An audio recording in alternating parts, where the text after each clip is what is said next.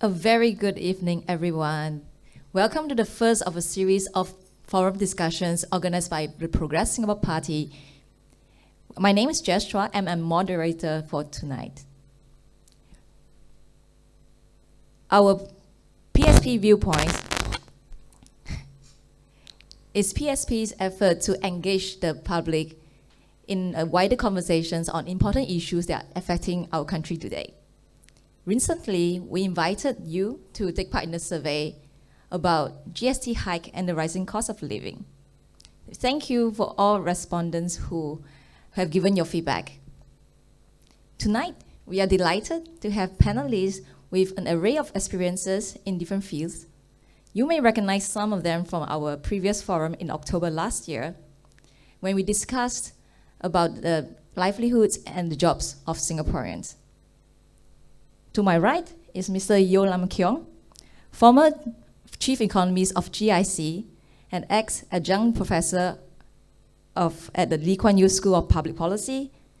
Opposite me, we have Dr. Paul Tambyah, who is the senior consultant with the Division of Infectious Disease at NUH, a professor with the School of Medicine. And Dr. Tambyah is, of course, also the chairman of the Singapore Democratic Party. Last but not least, we have Francis Yuen, the Secretary General of the Progress Singapore Party. Let us welcome Francis to say a few words. Thank you. Thank you, Jess, and hello, everybody. Good evening to all of you, and especially on the Friday evening where you tune into this forum of ours called Viewpoints. We titled Viewpoints to appropriately reflect that we would like views not only by us, but also views from our friends from the other political parties like Dr. Tambyah, SDP, and also from independent organization and independent so-called experts like Lam Keong, who always has very good views to share. At the same time, we also like views through our survey that we have done, so that you have a chance to tell us your concern, your own viewpoints, and your input about the issues that affect all of us. And of course, one big issue today that all of us are very concerned with is the impending GST hike. And this affects all of us, I'm sure, whether you're buying food in a hawker center, or you're buying grocery, or you're going to buy a watch, or you're going to top up your petrol in a car, or whether you're going to pay for your utilities. Everything will be affected by the hike in the GST. And we have, a few days ago, put up a post on this subject. I wrote about that. And hopefully this forms the framework for this evening discussion, where both Dr. Tambyah and Lam Keong could also give more insights into some of the things that have been teed up in the post. Essentially, we ask the question, why and why now, on the subject of GST? Whether there is a case to increase the GST, and whether it's the right time, even if there's a case to increase GST at this point in time. We just want to make it very clear from the onset, as far as PSP is concerned, we are not against GST. GST is indeed one important avenue for revenue. But the question is that there are also other avenues to raise funds for whatever we want to spend on. And at this point in time, we are not talking about the avenue itself, we are talking about the increases in the rate of the GST that is already at a level that is not ideal, given the fact that inflation is hitting us, and we all know that inflation is going to be a big problem, and it's going to get worse. So with that, we are going to be asking questions that have not been adequately answered so far on whether there is indeed a need to hike GST. Are there alternative sources of funds? Are the spending and expenditure planned for to justify this hike, for instance, in healthcare and other social services, indeed could be funded by other sources? Are there savings that we can make to make sure that we don't spend more. So that instead of spending more, we should look at where else can we save more. And then at the same time, look at the timing of this hike. Is this really indeed the best time to hike GST? Although it's been said a few years ago it will be done between 2021 to 2025, just because it's said it got to be done, things changes along the way. We must have the courage to make changes as well. So with this, I think I would like to tee off the discussion by inviting, do I hand it to you? Yes, just before we start the discussion proper, I would like to invite the audience on Facebook Live to submit your questions in the comment section of Facebook. And do indicate to whom you are directing the questions to. And we'll endeavor to answer them as much as possible tonight. All right, with that, without further ado indeed. So, well, the writing is on the wall. The GST hike is coming sooner than later. So what are your views about this move in terms of the necessity and the timing? Maybe, Lam Keong, you could go first. Sure, thanks very much. Thanks very much for inviting me to speak on this forum. Again, I'm speaking as an independent economic analyst. I'd like to address some of the issues, not only of the GST, which is an important issue in its own right, but the issues that go beyond GST into the future, the longer term issues and the bigger budgetary issues, which I think are actually more important for us to begin a serious public discussion on. As a background to this, to answering questions on whether or not it's time for GST, is it good to raise GST, are there alternatives to it? I'd like to, first of all, raise three big structural reserve, socioeconomic, and budgetary stylized facts, three big factual characteristics of the current budgetary situation, as well as our reserve trends and our socioeconomic trends. And I think without understanding these three big trends, we can't really make sense of whether this GST increase is good, is bad, and are there alternatives.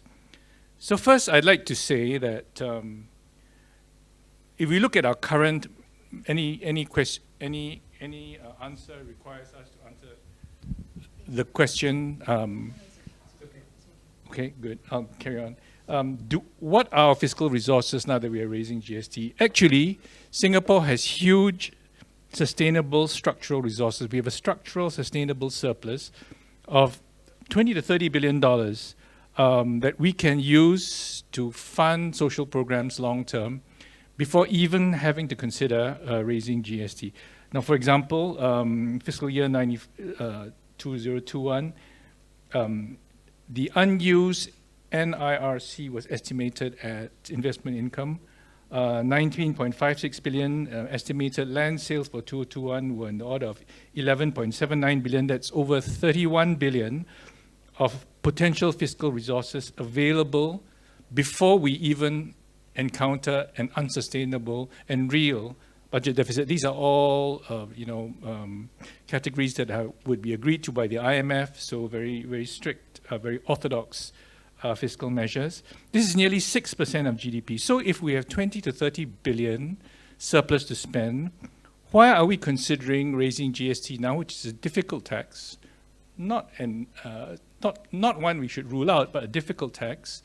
It's regressive. It will hurt some people, especially the poor. Why are we considering raising only $3.5 billion of revenue from a 2% increase when we have 20 to 30 billion at hand to spare? Isn't it putting the revenue cart before the spending horse? And so that sort of raises questions to me as a prudent economist, because I'll talk about the timing of the GST increase too, which is not good cyclically or with respect to growth or inflation. Now this is the first stylized fact, right? That we have a huge surplus that we haven't even begun entertaining how we are going to spend, and we're considering raising a tenth more, which is a difficult exercise. The second stylized fact is that the base on which these NIRCs grows is growing at a tremendous rate. Our reserves are growing at a rate of, I estimate, $70 to $150 billion a year. Last year saw it grow well in excess of $100 billion, more than recouping the actual $50 billion we had to spend on the biggest spending program to shore up the COVID economy ever. So we could easily eclipse that just with the natural growth of reserves, right? Now, why do these reserves grow so fast, and can we expect this trend to continue? The answer is yes. There is a structural tendency for Singapore's reserves to grow at that rate, 80 to 100 billion, because in Singapore, and this is a less understood fact that needs to be understood, reserves grow because of our balance of payments surpluses. Given balance of payment surpluses, which is an excess demand of Sing dollars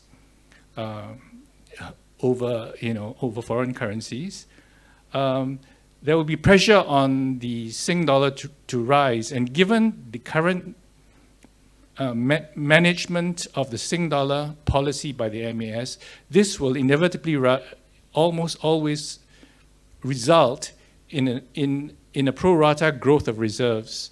Now, our current account surplus alone is $80 billion. And then there is a demand for Singapore assets, real estate, Singapore people investing, bringing their money in. So $80 to $100 billion a year of reserve growth for the next 5 to 10 years is, I would say, to me, a baseline forecast. Now consider what that means. It means that in 5 to 10 years' time, we will have 500 billion to 1 trillion, if this is true, 1 trillion more reserves than we have today, which we apply just a 2% rule of the NIRC, which is the current rule, spending only half the real returns, half the NIRC, will result in $10 to $20 billion more of revenue in 5 to 10 years' time, right? That is, what, 3 to 6 times more than the amount we're seeking to raise from this GRC, this GST rise of 2%, right? And if we do, in fact, include the extra 2% of NRC, it will more than meet all our needs for social programs like healthcare, long-term care, pension adequacy, education system upgrade, etc. So my question is, given that we understand the growth of our fiscal resources through the reserves and then the NRC pari passu is going to result in a much larger fiscal resource in 5 to 10 years' time, why do we have to consider this rise in GST now? Why don't we wait and see how much fiscal resources actually materialize, since there's no hurry, we have a 20 to 30 billion buffer anyway, before we even consider that? Doesn't seem like a rational budget plan to me, okay? The third stylized fact I'd like to point out too is that in the long run, there are, as the government points out, very serious big deficits in social spending that we need to attend to. Now, what are they? For example, Singapore does not have affordable long-term care yet, right? The only advanced country not to do so. Doc will know about this. Dr. Tambyah, Paul will know all about this. Now that requires a budgetary funding of at least 2% of GDP, right? So we are talking about another 2% of GDP, maybe another 1% for acute care, 2 to 3% of GDP in healthcare over the next 10 years as the population ages. We are also talking about a deficit in our education spending. Singapore spends 3.5% of its GDP on education. OECD countries spend 5.5 to 6. Given the competition in knowledge economy, don't you think we should at least equip our students, and this is at the secondary school level and primary school level, with the same kind of education investment as the median OECD country? So there's another 1 to 2% of GDP that we should be spending on education. There is a pension inadequacy deficit in Singapore that's also very much linked to the renewal of HDB leases and the decay of the value of HDB flats, which forms the bulk of the savings at the bottom of, over 90% of the savings at the bottom 50% of the population. To address that will require another 1 or 2% of GDP, right? To support the absolute poor, which I've spoken about at length in PSP forums, requires a 1% of GDP, a proper industrial policy to put us on par with other competitive nations like Germany or Taiwan will require another 1% of GDP.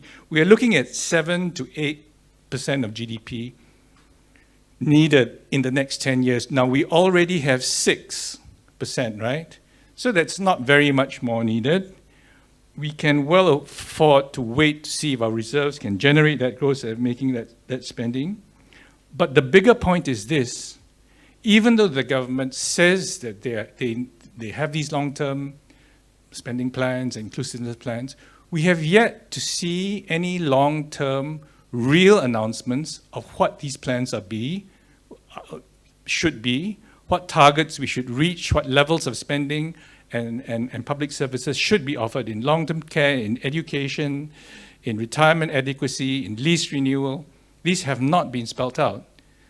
So surely, to anchor the budget discussion today properly, because these are spending programs that will take 5 to 10 years, you need to outline what you desire to do so that we know whether or not we are on track to achieve all these long-term targets. Now, these targets, if not achieved, will be a significant damage to the social well-being, the social betterment, and the social cohesiveness of Singapore as a whole, would it not? You know, you will have, an underclass, you will have insufficient income support, you will have retirement inadequacy, you have people's HDB leases expiring and their life savings, vanishing or diminishing in value. You will have insufficient industrial policy. You will have an insufficiently equipped education system.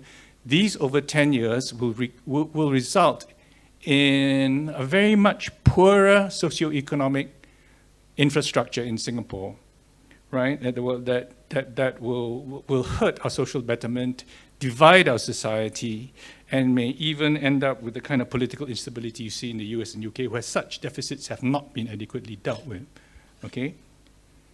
So these are the three stylized facts. There's a great deal of spending to do, but we have 2/3 of it at least in hand. Why are we not elaborating what our resources actually are projecting further out? Why are we not planning what level of services to attain in all these areas? Instead, we're talking about raising 1/10 of revenue required, way before it even becomes needed to have. Now, GST itself, I'd like to say, is basically a regressive tax. While it is a valid way of raising income, it shouldn't be jumped to. It will definitely structurally hit the poor because it is regressive more than the wealthy classes or the upper middle classes. Even if it's given back in GST vouchers and social programs, etc., and reinjected, I mean that's a roundabout way of doing it, and it will hurt people in the first instance. There will people fall between the gaps. So it should not be something considered lightly. Secondly, as an economist, this is precisely the wrong time to raise taxes. Raising taxes is deflationary fiscal policy. The economy is fragile, right? We haven't even recovered full employment yet, and we're not sure that we can sustain it. Why are we taking 1.7 to 1% out of the economy at this particular point in time? Also, inflation is at a historical high, right? By introducing GST now, by artificially shifting up the price level by the extent of the GST tax, you're going to exacerbate inflation at the wrong time. So both cyclically and regressively, it is not a good time to introduce a tax that, as I've argued before, doesn't need to be considered in the first place. Now, it therefore makes no sense to raise 3.5 billion of revenue, to recap, 0.7% of GDP, when, first and foremost, our long-term plan to spend, on much-needed social programs over a 5 to 10-year period, this is an important point, has yet to be elaborated sufficiently clearly to the public, discussed, right? Secondly, we should be prudent enough to wait to see how much a reserve accumulation yields us in base revenues over the next 5 to 10 years before what happens if we collect so much reserves We can even afford thinking about a tax rebate, right? And now you impose the GST now that what you want to do, reverse it later? So the order seems to me backwards. Thirdly, we should also consider alternatives, as Francis has said, to GST tax. For example, raising income taxes for the wealthy, waiving wealth taxes for the wealthy. There have been good studies coming out of LSEs that have looked at the effects of raising taxes on the wealthy over the last 15 years, and the most rigorous study in 18 developed countries, and they found that it has no adverse effect on growth, employment, and all it does is give rich people more money that does not trickle down to the poor. The most rigorous study so far. That should be seriously considered. Why is it not considered first, especially when the tax is not needed now? Secondly, environmental taxes, we have made some progress in moving towards that direction. In other countries, yield another 1 to 2% of GDP. Why are we not considering that? First, that's certainly socially more beneficial, less regressive, in fact, socially progressive. And thirdly, why don't we consider using the other 2%, this currently unspent 19.5 billion of NIRC? Why are we hoarding 2% of NIRC to be spent in the future for much wealthier generations that will need it less, when we have such huge deficits and such great need for our pioneers of our country, for the people who are struggling in our country today? This is what economists call social time preference, and this social time preference seems illogical, right? I mean, it's so illogical that, privately, certain members of the Presidential Council of Advisors have asked me, how come, why is our social time preference so skewed? I agree, I said, I don't know, right? So we seem to be saving for no good reason if you think about what you need to spend on now or in the future. That is the skewed social time preference. We haven't reconsidered that carefully enough. Okay? So, in short, to me, the biggest long-term deficit that this points out is that there is really no long-term budgetary fiscal planning or strategy. We are not thinking about what our society needs to achieve in healthcare, in education, in social support, in poverty amelioration, in lease renewal, in affordable housing, in retirement adequacy, what we want to achieve in 5 to 10 years' time, the kind of society we want to build, because this takes money, this takes budget, this is why this is a budgetary issue, seeing what our fiscal resources are likely to be, and then allocating between, you can't have everything, there will be trade-offs, and therefore we need to prioritize this. All these are important things. We need to engage desperately in a public debate to help the government prioritize these, such that we create the society we want to create, and not ending up 10 years later, as we have done in the last 10 years, not achieving any of these, and saying, oh, we better do it in the next 10 years. What happens to the suffering of the people in the past 10 years, in the future 10 years, if we don't address it today? So surely this should be the anchor, this should be the lesson, this should be what the budgetary debate is about, rather than shall we raise 2%, GST and get another $3.5 billion? It seems to me, therefore, that even considering raising 2% GST at this stage seems to lack common sense budgetary rationality, seems to be cyclically imprudent, seems to not have any kind of vision or helicopter view of the future of what society wants to be and needs to be steered towards with our budgetary resources in a wise way.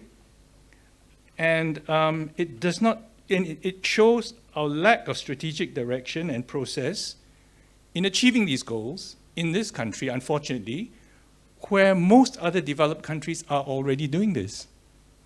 So this, to me, is the great mystery conundrum of GST. I just can't make any sense of it. So this is my comment, very honest comment. Thank you very much. Thank you, Lam Keong. So basically what I'm hearing is that if the government wants us to give them more money, show me a plan. Right? Show me what you want to do with the money that you're going to raise, instead of just blindly raising money, keeping it in a piggy bank that there's no transparency to anyone. Yeah. Okay. Thank you, Lam Keong. So maybe I could now ask Paul to share your views on this topic. Thank you very much, Jess. First of all, I'd like to thank the PSP for inviting me to this, inviting the SDP to speak at this forum. Second of all, I'd like to clarify that I'm doing this in my personal capacity as chairman of the SDP, and it's got nothing to do with any of the institutions I'm connected with. I have to put that disclaimer in all the time, unfortunately, in Singapore. I would like to, I'm not an expert in economics, but as you know, I know a little bit about healthcare and the financing of healthcare. And I'd like to share some of the principles that have guided the SDP for the last 40 years. First of all, I think I totally agree with Lam Keong. And as all of you know, the GST is a very regressive tax. Now, even the Straits Times, and I'm one of the people who still reads the hard copy of the Straits Times, on Monday they said, is the GST regressive? In theory, GST is regressive as it imposes a proportionately larger burden on lower income Singaporeans than higher income ones. As my young friends would say, duh. But in reality, then they go on to give a lengthy justification for this. And they say that, well, you know, there's going to be all these GST vouchers and all kinds of other things to compensate the low income Singaporeans who are paying the bulk of the extra 2% GST. But that seems to me like a very convoluted way of doing this. In fact, it seems like the biblical widow who put in 2 very small copper coins into the temple treasury, and it was pointed out that this poor widow put in more than all the others. All the other people gave gifts out of their wealth, but she, out of her poverty, put in all she had to live on. And that's the reality of what a consumption tax does. It takes money from the poor. So the issue of GST vouchers and all these complicated support schemes that they have. The trouble with these is that in Singapore, they're highly politicized. They're given out by the losing candidates in opposition-held wards, and often after a very complex and humiliating application process. You know, the Medifund is given for a duration of time. I mean, somebody who has lost both of their legs, they have to keep applying again and again for Medifund support. It's not like the legs are going to grow back anytime soon. So that's unfortunately the way that the system works. And part of it is to make people feel, I mean, we think is to make people feel grateful for the support that they're getting, which should actually be their rights as a citizen. So, you know, we feel that instead of, you know, making people go begging for social support, why don't you just make them pay less in taxes, and then you won't have to give them this proverbial, as the Singapore proverb says, where you give someone a chicken wing and then you take back the whole chicken. This is particularly acute in my field, the healthcare. Now, while the government does absorb the GST costs for medications and important medical-related procedures in restructured hospitals, it doesn't include things such as diapers. And one of the saddest moments in my academic career was a few years ago. I was doing a research project on a flu vaccine in some of the rental flats not too far from here. And some of the seniors were too tired to come down to the study area, so I went up to the flat with the research nurse. And I can tell you the one thing that really struck me was the smell. There was this really bad smell of urine, and I haven't smelled that since I visited inner city Chicago during my postgraduate training in the United States. And so I asked the volunteers there what was going on. And they said, well, you know, these people are taken care of. Their medications are taken care of. Their food is taken care of. They're provided various social services. But things like diapers are not paid for. So very often they stint on it, and hence the terrible odor of the place. But it's not just diapers. Access to care is a major issue. In a written answer to a parliamentary query by my friend Leon Pereira about a year ago, former MOH Minister Gan Kim Yong said that Singapore residents aged 25 years old in 2019 with the highest education attainment below secondary school are expected to live up to 81 years, whereas those with post-secondary can live up to 86.8 years. So that's quite a huge difference. There's 5.8 years difference in terms of life expectancy. He went on to say that even when you control for confounders such as age, gender, ethnic group, using a regression analysis, people with lower education are 1.7 times more likely to have diabetes, 1.2 times more likely to have hypertension, and 1.2 times more likely to have high cholesterol. Now, these figures are not just abstract figures, but we're dealing with Singapore, where you've got a compulsory disability insurance called CareShield Life. Now, with CareShield Life, you know, everybody has to pay into it over the age of 30. Even you young people are also going to be forced to pay for it. But the interesting thing is that women pay more. And this was justified by the MOH Senior Minister of State, Amy Khor, who said women are charged higher premiums because they live longer than men. She told Parliament that last year, the average life expectancy at birth for women is 85.2 years compared with 80.7 years for men. Now, if those numbers sound familiar, they're very similar to the number difference between a higher educated Singaporean and a lower educated Singaporean. So it's not that it's really complicated to make the poor pay less. I mean, they're already making women pay more. So if they wanted to, they could. But de facto what's happening is, thanks to a compulsory scheme such as CareShield Life, the poor are ending up subsidizing the rich.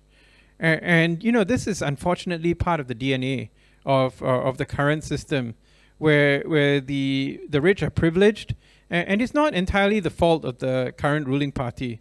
I think they've been overly influenced by neoliberalism from the US and the UK, which has resulted in the kind of state that Lam Keong talked about, that we are seeing in the US and the UK, where the idea of trickle-down economics, where you have to have, you know, more billionaires coming in to create jobs. We in the SDP disagree with that, and I'm sure many of you do, because we think that if you free up Singaporeans, give us the freedom to think, to be creative, without the burden of excessive taxes, we can come up with world-beating companies. And in a post-pandemic world, that's what we need. We don't need more subsidies for billionaires. We need a fair deal for ordinary Singaporeans. And I'm so glad that, you know, I had a chance to be here to learn from Lam Keong and from all of you in the audience. Thank you. Thank you, Paul. Thank you, Paul. Very good. Yeah, indeed, healthcare is a big, is highlighted by the government as one of these areas that we're going to invest in. But as Lam Keong said, well, we want a concrete plan. Not just healthcare. It's easy, pretty easy to make motherhood statements, to say you want to improve and make it a greener Singapore healthcare and education for everyone. So now I would like Francis, will give you the time to express your views on this. Yeah, first of all, I think Lam Keong has succinctly summarized the whole issue into parts as to, you know, there are other sources of funds even if you need to finance this project. At the same time, questioning, you know, where this project, where the expenditure, and is this the right time? And I'd like to also take a different spin on one other aspect and zoom into talking a bit about this, is the spending side of the equation. Because the government started on the basis that we need revenue increases and we need, therefore, to raise it by 2 percentage points to get the 3.5 billion. My question that if indeed you need 3.5 billion, I think one very good way to get the 3.5 billion, which is low-hanging fruit, is to increase productivity. You know, there's a lot of wastage today, as the Auditor General Office has pointed out year after year. Wastage in government offices, wastage in programs, and two aspects. One is to examine expenditure. Aside from laying out what we need to spend on, even the current program expenditure, how are they managed? Are they cost-effectively, efficiently managed? I think there's a lot of doubt as to really they are really managed, otherwise there won't be such a lapses year after year. So it's very easy to actually get the 3.5 billion savings, if you really need the 3.5 billion savings, through very effectively managing spending. And one aspect which is close to my heart, and I've been a civil servant myself before, is the current system of budgeting, based largely on how much you spent last year, what kind of project, and then you just add on this coming year, you therefore add another 5-10%. This is your new budget. You know, it encourages what people say, Christmas shopping. You know, at the end of the year, everybody tries to spend out everything, otherwise next year's budget will be less than this year, and therefore better spend everything away. It is actually very wasteful, you know. We should move away from that and go into a zero budgeting system. Meaning that every year you start on a clean slate, you look at the projects that you did last year, are they still needed? You look at the new projects you want this year, do a trade-off, and then work out a sensible budget to ask for money. That must be the way to go. No easy, there's no easy lunch. So that's one aspect of it. Secondly is back to productivity. When there is no real push to do more with less. And of course, today the government talks about automation, digitization. These are all productivity too. but the fact that we have not been very successful making productivity a way of life. That means the mentality of company, which I come from, big multinational, the mentality of continuous improvement. In other words, the people, the workers, the leadership, I mean, don't go too far away. The Japanese have the Kanban system. We're talking about Six Sigma, driving productivity. It's a concept of making sure that whatever you do, you keep doing it better. And therefore, for the same resources, you do more. And even better still, for less resources, you do the same even more. And if this mentality is driven down by big companies, why are we not driving this down in government organization? Where there would be less wastage and therefore more savings, you can free up cash, you can free up funds to do a lot more, whatever you want to do. Secondly, really is the trade-off between projects. I always relate to like a kid who always come and say, Daddy, Mommy, I want more toys. But I would say that, look, you want more toys, you give us something else, you cannot have all the toys you want. And they are spoiled because it's so easy, by stretching out the hands, they get the money to buy toys. Similarly, you stretch out the hand and raise tax, they get all the tax, all the funds they want, and therefore there's very little motivation to make the hard trade-off and choice. So it's about time that we have more discipline in our financial management, more discipline in looking at our project. And by the way, after this pandemic, a lot of assumption on some of these showcase projects, I'm sure, would have been irrelevant anymore. So it's about time to relook at the assumption and re-justify and reprioritize and say, which are the projects you want to do? How soon you want to do this? How fast you want to do this project? Yes, it will actually help to drive the GDP for short term, but GDP growth is not about it. It's not everything. That is very important. We cannot grow GDP at all costs. There is a thing called welfare of the people. So we have to reprioritize projects. We're going to throw away all the showcase projects that is good to look at, good to tell the world we are number one in this, number one in that, but doesn't add an iota of welfare to the people. And we got to look at driving costs down through productivity. We got to look at tightening the financial management and discipline of government agencies. If we do all this, I think we can free up 30 billion instead of 3.5 billion a year. So this is something that I think we should pose a challenge to the government to really take a hard look and not go away with the idea of, just increasing something by a couple of percentage points will get me the extra cash and then I can do more. But the doing more is not well defined, as Lam Keong has said, and as Paul has elaborated. There are a lot of stuff that's being clamored for are just broad statement. We need to spend, but what exactly we need to spend? Have you done your share of work to make sure that we spend wisely? And it seems that today, the word frugality has also lost its meaning. We grew up as kids, imbibed with this virtue of being prudent and spend frugally, but it doesn't seem so with this government. So I think I'll leave it there before we can have more interactive discussion. Indeed, I thought, I remember the previous finance minister in the 2018 budget speech did mention something about prudent in spending, and it's a word that's been repeated, but I find it, to be honest, quite very much like a lip service, because you see we have big projects like Jewel, and obviously in the aftermath of in light of the COVID pandemic, Jewel is pretty much like a white elephant, and we don't know how much it has brought us in terms of revenue. So indeed, we want to see something more concrete instead of just asking us for money, taking the easy way out. Maybe I take a step back and refer to our survey. One of the questions that we asked in that survey was something about multi-rate tax structure varied structure rate for different categories of goods. Right? This is something that a lot of people has been floating around, an idea that, okay, we have now a broad base of 7% and they want to increase it to 9% for all goods. And the alternative suggested was something like maybe a zero rate for some exemption for some of the essential services and goods, or a lower rate for them. So maybe I could ask you for your opinion on this. maybe Lam Keong, you could share with us what do you think of either broad-based or multi-rate system? I think most socially inclusive societies have not gone for purely a flat rate. A lot of the Northern European societies who've been practicing a higher rate of GST for some time, 7+ to 10%, have gone for a tiered level of GST because they recognize the need to offset at source the regressive nature of the GST, right? So for essentials, for items of food and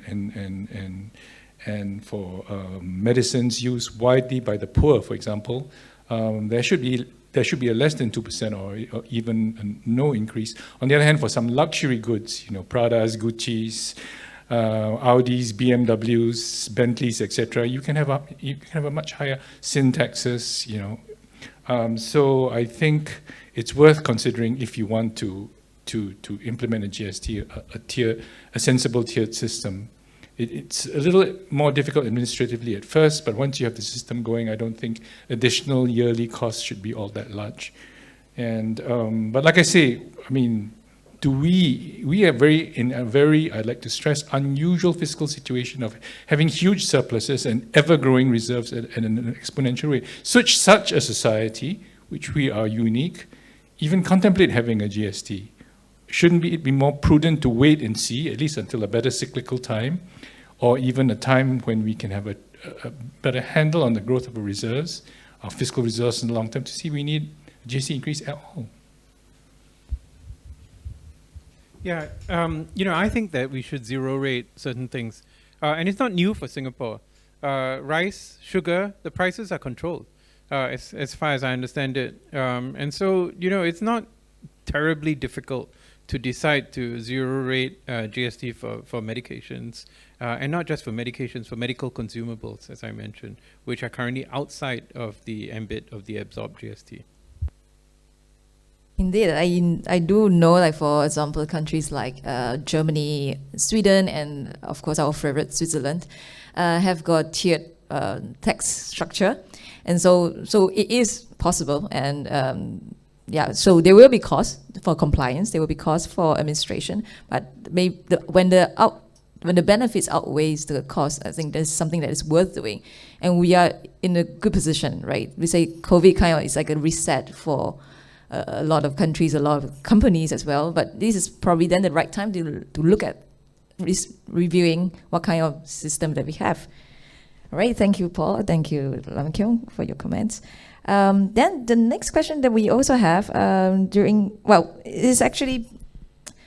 it is in our survey, and also I can already see that we have some Q&As coming up, and one of the most common questions we have is, if the GST is exempted for essential goods and services, how do you think the government can make up for the fall in GST? I understand Lam Keong, you already mentioned a few. Maybe you could just iterate so that it's clear to the audience that we do have alternatives, viable alternatives to collecting the GST. Yes, we do have, which should be actually, in the light of the fact that we do not need it in a pressing way, should be considered together with or even first. One of them is a progressive tax, social higher income and wealth taxes for the rich. It's being seriously considered everywhere else in the world. And given the extremely high inequality, especially in wealth, can generate a fair bit of income, right, on a sustained basis. Indeed, I think in the US, there's a coalition of 100 billionaires that are getting together and actually asking the government to tax them more, right? Because they see the inequity of having to pay so little taxes. So I think that the time is right, both socially, and it would give a much stronger signal that we are serious about social inclusion. As I've mentioned, the study in the LSE, the best study to date, has shown that there's no negative impact on growth or employment of taxing the rich more, or either wealth or income taxes. Then there are environmental taxes. The Northern Europeans collect 1 to 2% of GDP. We are only looking at collecting 0.7% of GDP from the GST. Those can be considered first. And the other fertile source is, of course, the 2% unused NIRC. We should have a national debate about that, whether we want to spend some of that, let's say, on the seniors and the pioneers that have built this country from their blood, sweat, and tears, or save it for their our richer grandchildren in the future. This is a commonsensical time preference issue that has never been debated but should be debated, and therefore we can treat this as a source. We can treat half of it, can we treat all of it, can we raise 2/4 or a third of it? Significant amount of revenue that we could use there, even many times more than the current GST. I would add also, since talking about source of fund, also the land sales, there's about 12 billion a year, and this is not counted in the budget because it's not being used. At the same time, it is actually sales of, we call it leasehold land, and therefore could qualify to be actually a renewable revenue source, that is. But my point really is that the assumption of not having this increase to 2%, therefore we will have a shortfall to spend. I would like to question from the spending angle first. Basically, it's like, if you want to spend more on other areas, what we are saying is that you could save more in some areas to actually fund this spending. Don't even touch, not even talking about other sources of fund that Lam Keong has actually elaborated, which there are other sources of fund, other forms of tax. But even on this particular spending we're talking about, assuming that there is a need to spend this $3.5 billion, other than the fact that you can other source, I would question also, can we save somewhere else to fund this 3.5 billion? It's just like a company's budget, when the CEO goes to the board and said, I want another 100 million on capital spending whatsoever, the board will probably tell you to find the savings somewhere and spend on it. Especially American company will do that. You're not going to have a free hand to keep asking for funding.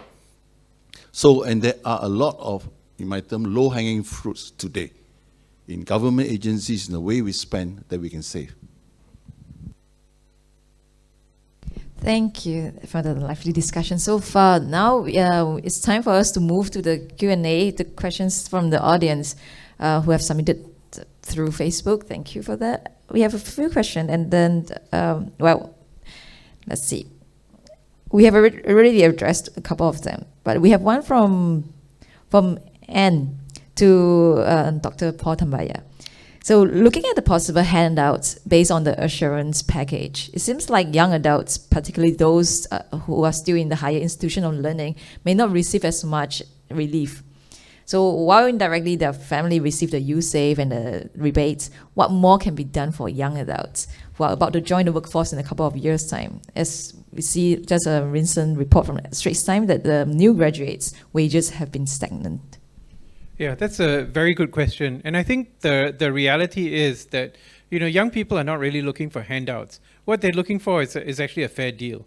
We come from some of the best universities in the world. Our graduates come from very highly ranked universities. And they find that it's very hard to compete on an even standing with people who come from overseas or even some of the more senior individuals. And that's one of the big tragedies, is that people in Singapore no longer, a lot of people in Singapore, people my age, are afraid of retirement. And when you're afraid of retirement, you tend to hold on to things a bit longer. And what does that do? It shuts the door in the face of a young person who's looking for an opportunity to move into something new. So I think there's many different facets to this. And I think dealing with pension adequacy would go a long way, not just to helping the seniors, but also helping the younger people, because you have a renewal of processes in many industries and institutions. On a more practical point of view, from the immediate term, the issue of student debt is quite significant. We've done a study amongst medical students, and many medical students come from well-to-do families, but we've got a significant number who come from families with low socioeconomic status. And we actually asked them, does your student debt play a role in your choice of specialty? And they were honest enough to say, yes, it does.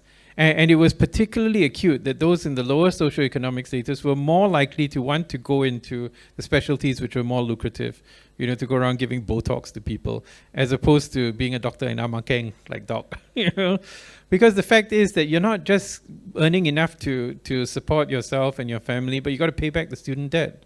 So student debt is an issue which has come to the fore in the United States. Many countries in Europe, people don't have student debt because the government takes care of higher education.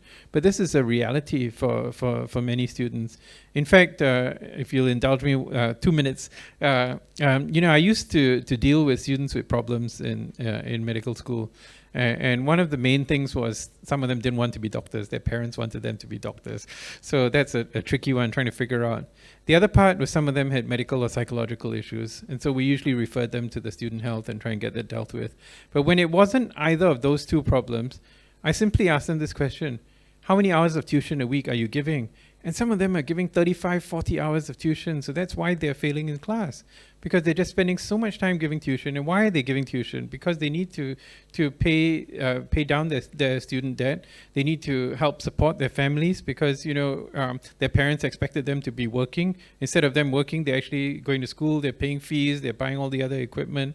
And so that, I think, is a huge area that we can look at.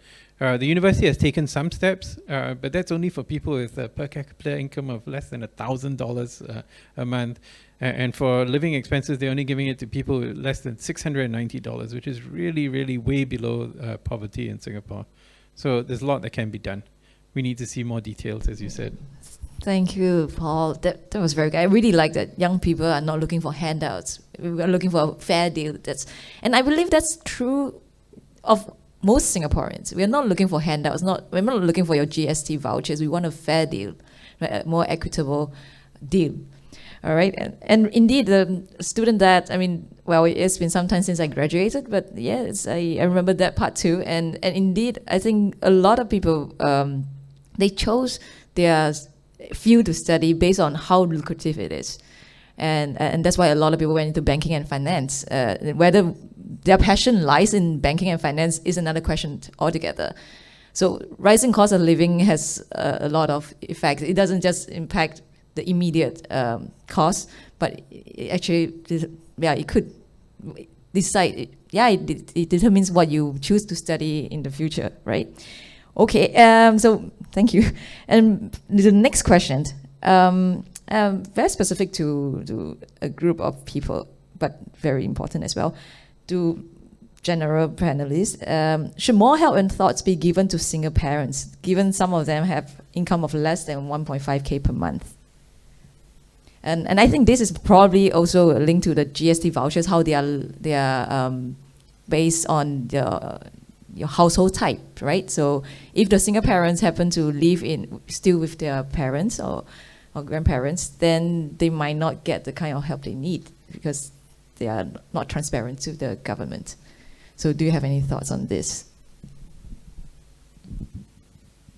Intuitively, the single parent has a burden twice that of family with both the parents there. So certainly they need help. I think it's the so-called hallmark of PSP, compassion, from the angle of compassion. Of course, nobody wants handout just like that. You got to understand what the needs are and help them where it makes an impact on them. All right. Otherwise, it's also the flip side that you just keep giving away. Then it's also not right for the society to subscribe to this kind of a philosophy. But from the face value of it, single parent, yes. Why won't they deserve more help? Because it's not easy to raise a family with just one person. Myself personally, I lost both my parents when I'm very young. So I was fortunate to have my uncle and auntie to look after me. But for those who have no access to this, certainly they need help. And society and for compassionate society is for us to help them. Yeah. Thank you, Francis. Well, we have the next question from Wendy Tan. A question from Lam Keong. Even if the expenditure needs or increase is justified, do we have insights into how the government assess outcomes and KPIs? That's a very good question, Wendy. I think, so your question, I take it is twofold. One is, even if the GST is justified, am I right? Or is expenditure justified? Yeah, both expenditure needs Both or expenditure or increase. the GST is justified. Shouldn't there be KPIs on how the revenue is spent? Or like, do we have insights Or into the expenditure is allocated, right? And how assess outcomes and KPIs? yes, Yeah. and the answer is of course yes. I think, for example, just taking the GST, if there are many people that advocate that if you want to raise GST to really offset the regressive nature of the tax, you have to try and make it as progressive a GST as possible. And in fact, you can earmark, for example, all of the revenue to be spent on people from low-income groups. That's one way of doing it. Now, money is fungible. That means to say you're just replacing government expenditure in other areas. So KPIs are important. You can say, I'm going to expend it on expanding these programs, for example, to help the absolute poor. And it is going, for example, to increase the workfare income support to $500 cash per month. And this will cost so much, right? I think that will cost something like another $700 million. So the GST of 3.5 billion, should be allocated to that, to increasing the silver support scheme by $500 billion, $1.5 billion. So half of the GST should be, specifically targeted at these two schemes. And that has the advantage of holding the government accountable, of actually helping the poor better, right? So these specific KPIs are important in the GST itself, and doubly important when it comes to the kind of public expenditures I was talking about. Because in the longer run, we do need to spend more as a share of GDP. Singapore is underspending at the government level as a share of GDP. We're spending roughly 18% of GDP on government socioeconomic spending, infrastructure, social programs, social protection, compared to 35 to 40% average in OECD, but let's not say we want to go there. Compared to Taiwan, Korea, Hong Kong, they are at 25 to 30% of GDP. We ourselves were at 27% of GDP in the 1990s, right? So we have actually cut back as a share of GDP our social spending programs. So, and this can be seen in various areas. You can look at education, we spend 3.5, they spend 5.5. You can look at healthcare, we spend 3.5, they spend 6 to 7, right? You can look at retirement adequacy, we spend hardly anything, they spend 2% of GDP. You can look at socioeconomic support, as I've said just now, helping the poor. We spend hardly 0.2 or 0.4, they spend 1 to 2%. So there are these deficits that we need to spend more on, but as Francis said, these need to be attended by outcomes. For example, in long-term care, what public health outcomes do we need to see in long-term care, right? So we need to see, for example, Jeremy Lim has written about this in recently. We need to see a seamless move between, for example, acute care, institutional, semi-hospital care, and the home, where you can use money fungibly between all three to help your old akong or your father or your mother or your brother or sister, if they have a stroke, move between the home, an institution near the home that's not a hospital, and the hospital, all three of which are costly affairs. And there's a lot of things the maids cannot do at home, right? You need to send in physiotherapists, you need to send in nurses that are not being taken care of right now, right? Doc will know about this, etc., etc. So you do need to have specific outcomes in this instance, specifying the health outcomes you want, and that you want these affordable by the lowest echelon of society if they cannot afford the standard schemes, right?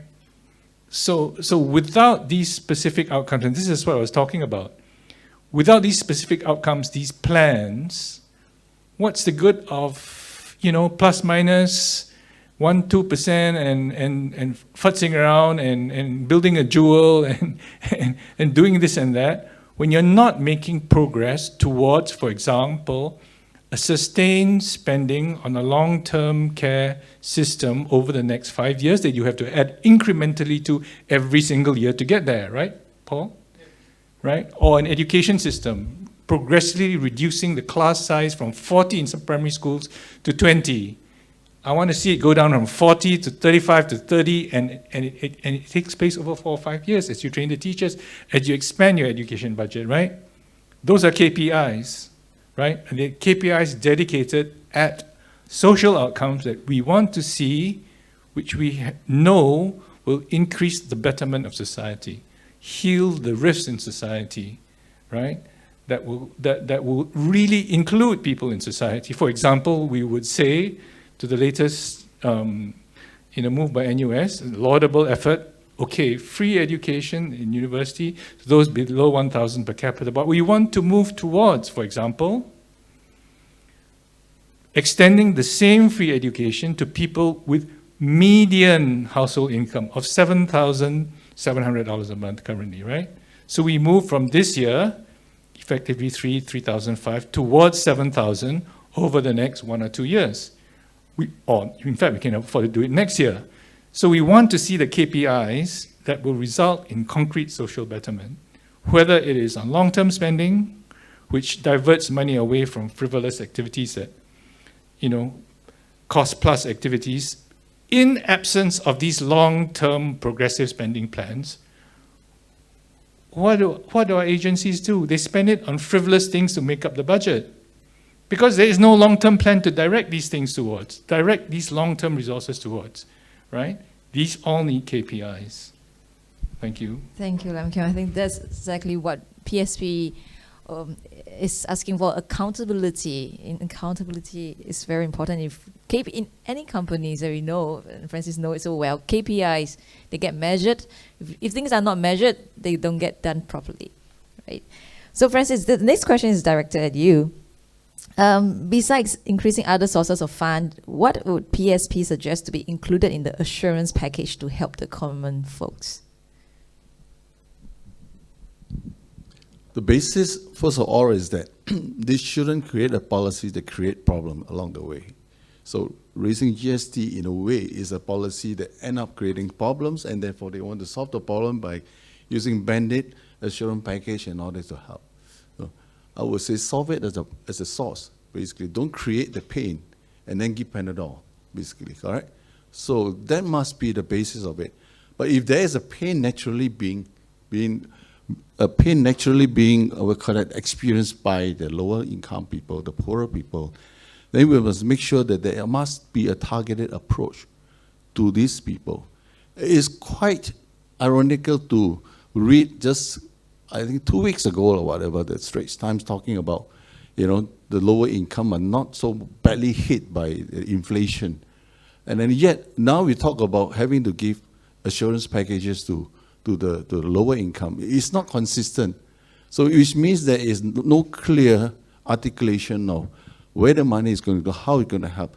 And it is a big administrative so-called challenge, so to speak.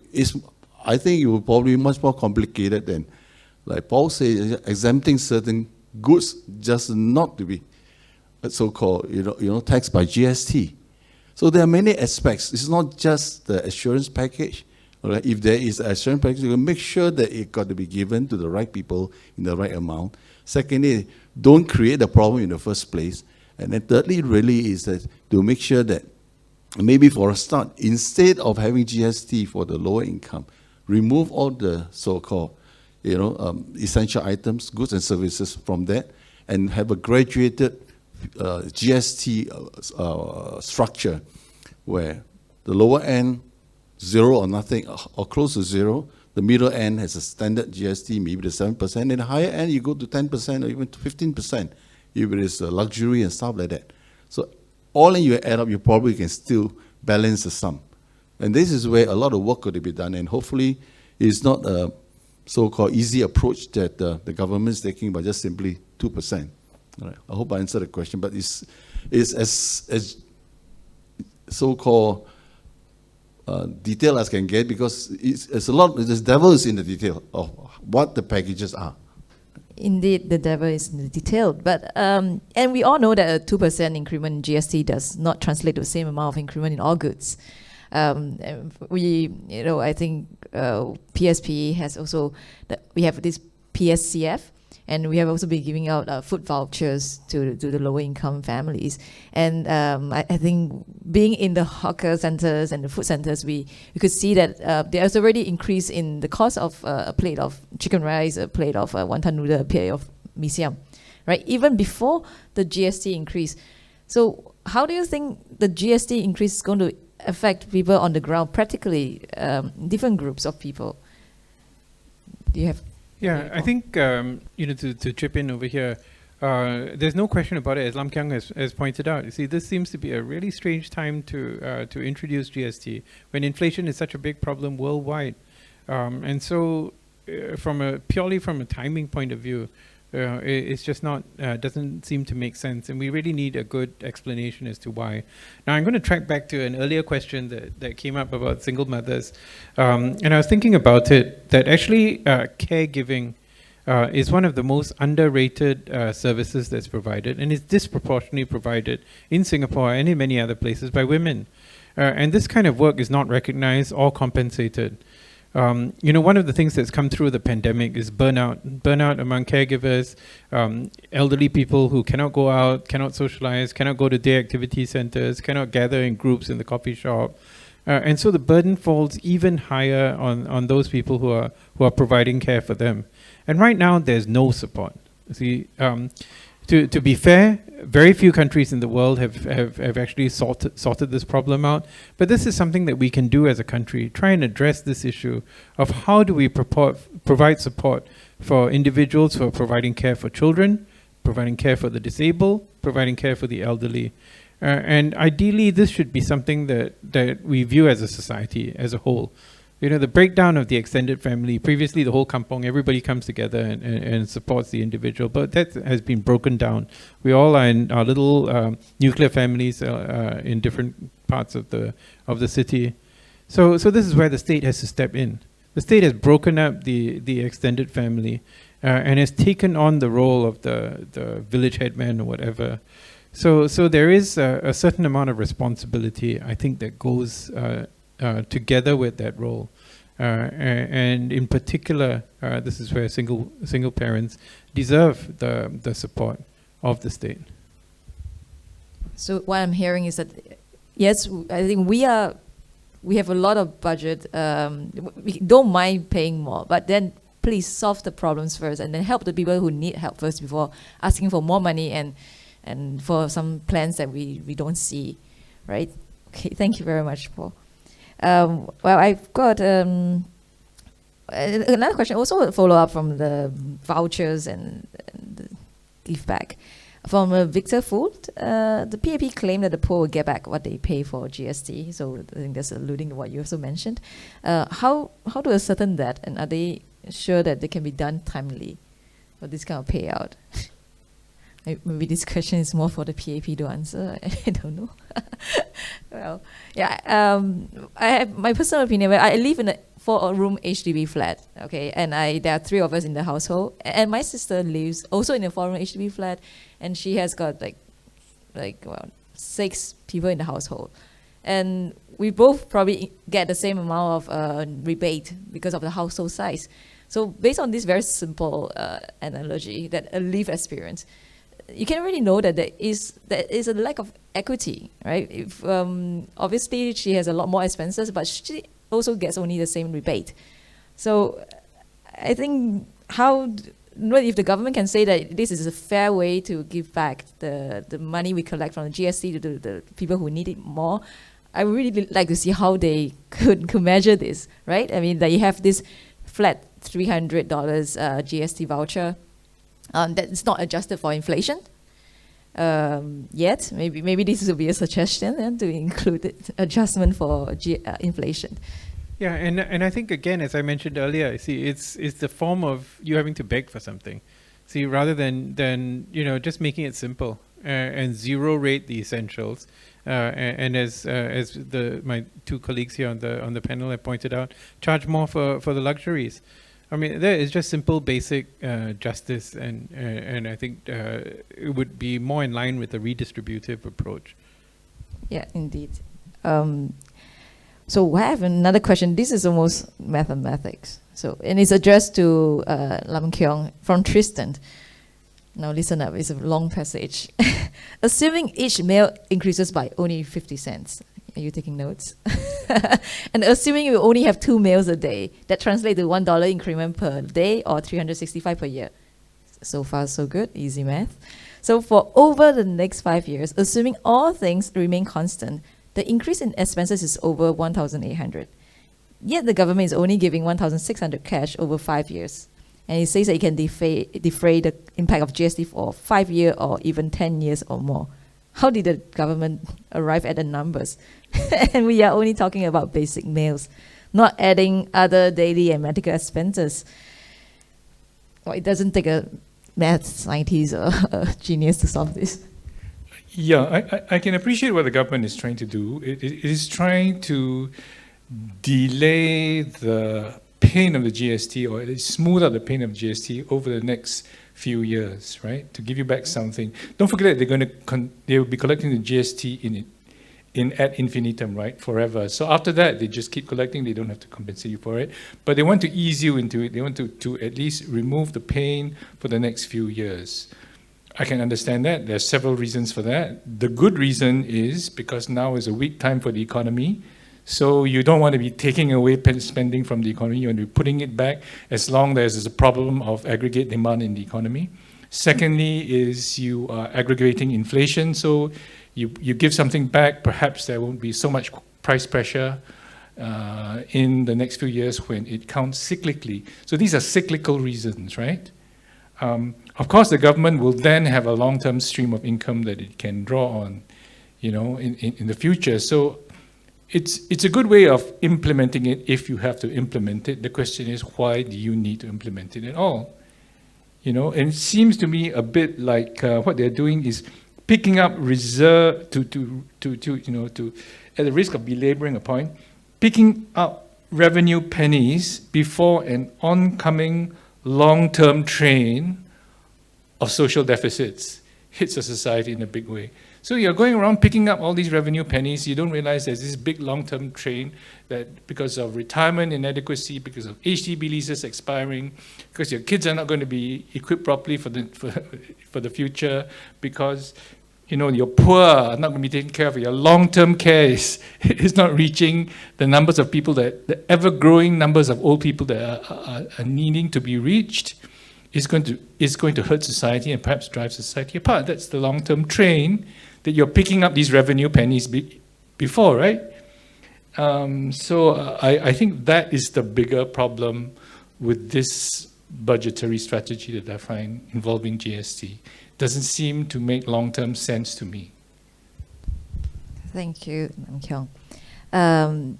So by Wendy Tan to Director Paul, so in your opinion, where are the major gaps in healthcare spending? Well, I think there are huge gaps in healthcare spending. Singapore actually, as I've said many times before, we have excellent healthcare. We have the equipment, all the equipment that you need. We have some of the world's best doctors, nurses, allied health professionals. But the huge gap is in the way the financing is distributed. There are a lot of inefficiencies. There's a very hospital-centric approach to healthcare, especially in terms of the way compensation is provided. And basically, it's just way too complicated. We've got MediSave, we've got MediShield, we've got MediFund, now we've got CareShield, we've got ElderShield, which is on its way out. But it really takes a PhD almost to try and understand how to get the healthcare that you need. It's not that it's not available. It is available, but it's just so complicated to try and access it. And the result of which is that you end up with people getting the consequences of delayed healthcare when this could easily be prevented. So for example, you take the situation of diabetics, people living with diabetes. If they had all access to good primary care, and their diabetes was well controlled, they had all the complications monitored, properly taken care of, then you wouldn't end up with one of the world's fastest rising rates of diabetic kidney disease, people ending up on dialysis, people losing their legs from diabetic amputations. And the saddest thing is that the vast majority of these happen in individuals who are low income. The high-income people, very, very few of them end up with this kind of complications because they get to see their GPs, they get to see their specialists, and they do preventive care. But the way the healthcare system is financed is that, you know, most insurance companies will pay for hospitalization in 90 days after hospitalization. MediShield itself is primarily directed at hospitalization. There are a handful of outpatient procedures which are done. So basically, I think the biggest gap, and this has been brought home by this pandemic, is in the support provided for primary care. Our primary care doctors and nurses are the true heroes of the pandemic. You know, running these PHPC clinics, trying to now they have to do this ART and then report them, and it's really, really tough because they have to deal with all the circulars that are coming out all the time. And they provide 80%, the GPs provide 80% of the primary care in Singapore. And until recently, all of this was out of pocket. You know, payment was out of pocket. There have been some small steps through CHAS, through the chronic disease management programs, but these have so many bureaucratic obstacles which make it very difficult for them to really be optimized. And just a small plug, the SDP healthcare plan deals with this. Thank you. I'd like to add that, you know, you're right, Paul, absolutely, you're the expert, but one area in which I think insufficient services and insufficient financing is available on an absolute basis is long-term care. Okay, so I think Singapore is the only, as far as I know, OECD country, even the US, where long-term care, the ability to manage your last few months, weeks, years of life, depending how unlucky you are, which could cost middle-class families, make it unaffordable if you're unlucky, middle-class families, that is to say, being able to call in the required support, you know, medical support, paramedical support into your house to place your chronically ill long-term people who maybe only a few years or weeks or months left in an intermediate facility and then acute facility. The acute is taken care of, but the other two, which could involve fantastic costs, are still not available on an affordable basis, even with CareShield. So I think that is a gap that we have not looked at carefully enough. Thank you. Thank you, Paul. Thank you, Lam Keong. When you mentioned the middle-income families are quite quickly ruined, destroyed once somebody their loved one has got is near the deathbed, and then depending how unlucky you are, actually, that's quite a matter of fact, right? I mean, sometimes, yeah, it's really a stroke of luck. Actually, if that's the case, I mean, it will occur to me that, you know, if there is a need, and obviously there's a need to really spend on improving healthcare and all the social services, then it will be a bill of more than $3.5 billion, correct? And it will make sense to do the things that Lam Keong, you guys are talking, free up more resources from the other traditional revenue source, you know, control spending in other areas, and then divert the spending to this area and get a much more effective and quick so-called solution to it than trying to mess around with the 2% increase to do that. Well, Francis, I mean, the cost of revamping the healthcare system would to an affordable, to a largely universally affordable level, let's say, comparable to maybe Taiwan's, would be on the order of magnitude over 10 years, given the aging, probably something like 2 to 3% of GDP, okay? My point right at the beginning was we have already available to us 6% of GDP that we're insisting on not spending on the one hand. We say that, you know, our land sales are not available. We say that the 2% extra NRC is not available. But those resources are there, right? So as a start, why don't you think about using those resources to deal with those problems now, right? I mean, you know, and your reserves are growing, and you don't need to foot the bill right away. You spend this money, you get up to that level of spending over the next 5 to 10 years. Actually, I would use the point that you made earlier on, which is that, you know, the money has to be used more wisely. You know, people who come into our public hospitals, they are amazed. They said, these buildings look like hotels, you know. And once you build a building that looks like a hotel, somebody has an expectation of a hotel level service. You know, and in reality, you go to the average GP clinic, you get really good healthcare, but it doesn't look like a hotel. You know. No, in fact, this is an interesting subject I talked about too. Talking about spending, capital spending. So you see hospitals, ITEs and all this, it looks like palaces from the outside. To me is that, you know, if let's say I've spent 100 million or 50 million building this hospital, and you could spend another $5 million to do all the aesthetic stuff, wouldn't the $5 million be better spent to go into medical equipment, maybe $1 million for, so it must be functional, it must be good, but you don't have to look so aesthetic with sprawling gardens and all that. I mean, basically, and the maintenance for these is enormous. You know, Yes. you have all these fancy gardens, you've got to have the whole ton of people looking after them, otherwise they start to deteriorate. Also, it costs a bomb to what you call that, maintain the foliages in the jewels, you know, all trimming them down. So this is an example of spending. I think to Lam Keong's point is that list out what you want to spend on. Where are the things that you want to prioritize on? I mean, we talk about the whole night. In fact, essentially, we recognize that I think healthcare, social services are essential, and then prioritize them. Put the money where the mouth is, and then be serious about directing the money that we have today to it. For example, you look just- at the public hospitals in Taiwan and Japan, right? They deliver probably a higher level of median care, a higher quality level of median care at an affordable rate to a wider range of people, but they don't look like anything like a palace, right? But very effective. So basically, we have a government that likes to spend on the superficial stuff and then stinge on its people. I think a few years ago, the former Speaker of Parliament described the 7 wonders of Singapore, the buildings that were so beautifully done in public sector buildings. And I think he got a bit of flack for that. Great, thank you. Well, we have just one last question. Time for one last question, and this is something about Comcare, and it's directed to Francis. In view of the impending GST increment, is it time to consider increasing the Comcare long-term assistance as well? I think again, this has got to be holistically looked at. Comcare increases is part and parcel of this social services support that we're talking about, and certainly, you know, as a support instrument, it is important.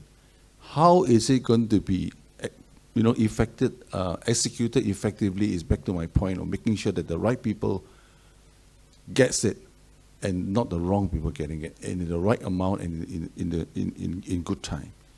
So yes, it will apparently that there's always no shortage of demand for more and more and more, right? What is adequate and what's enough?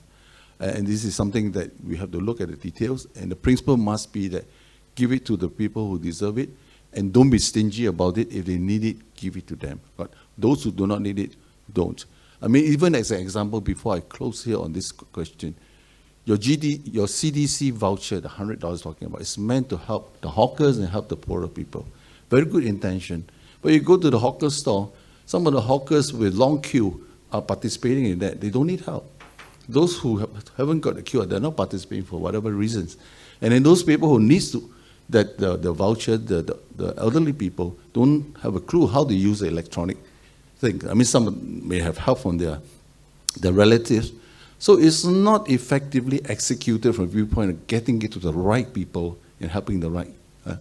I would rather, if there's a case, knock off $100 from each household, either power or electricity bill, if that is to help them, and then you give a 1 month free rental to all the hawkers and to help them.